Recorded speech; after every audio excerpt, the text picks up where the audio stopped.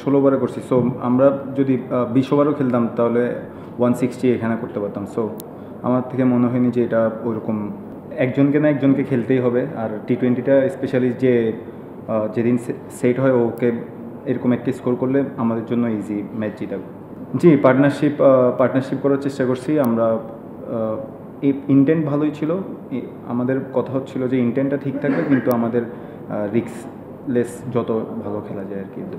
খুব ভালো বল করছে মুস্তাফিজ ভাই, খুব ভালো বল করছে। আদার্স বোলারও অনেক ভালো করছে, যার কারণে হচ্ছিল আমরা ওদেরকে কম রানে বুক করতে পারছি।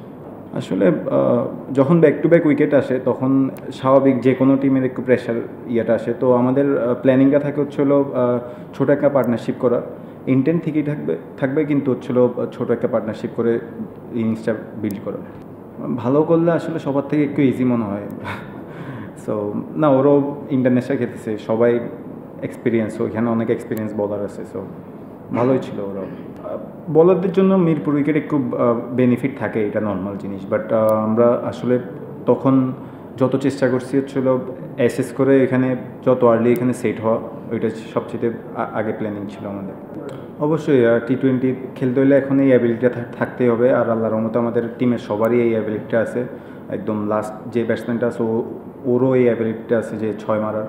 সো এটা আমাদেরকে অনেক উপকার ভালো দিচ্ছে, এবং এটা আরও যত বেশি অ্যাডাপ্ট করতে পারবো আমাদের জন্য ভালো হবে। আমাদের প্ল্যান ছিল এখানে ম্যাচ ডেতে হচ্ছিল যত আর্লি আমরা উইকেটটা অ্যাসেস করতে পারবো তো আমাদের জন্য তত ভালো হবে। সো আমরা আজকে খুব ভালো অ্যাসেস করছি। 2টা উইকেট আর্লি পড়তে পারে, এটা স্বাভাবিক টি-20 ক্রিকেট।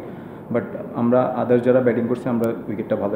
জি, ইভেন বাউন্স ছিল, ওরকম ইভেন 1-2টা হইতেই পারে। ওইখানে বলাররা যখন বল করতেছিল কিছু ভাঙা ছিল, এখানে পরে হয়তো বা এদিক ওইদিক করতে পারে 1-2টা বল, বাট ইভেন ছিল না। এমন কোনো আলোচনা হয়নি। আমাদের লাস্ট একটা সিরিজ খুব ভালো খেলে আসছি শ্রীলঙ্কা থেকে। সো সবাই খুব কনফিডেন্ট। চেষ্টা করছি ওই কনফিডেন্সটা আসলে ক্যারি করার। সো ওইভাবে আমরা আসলে নামছি।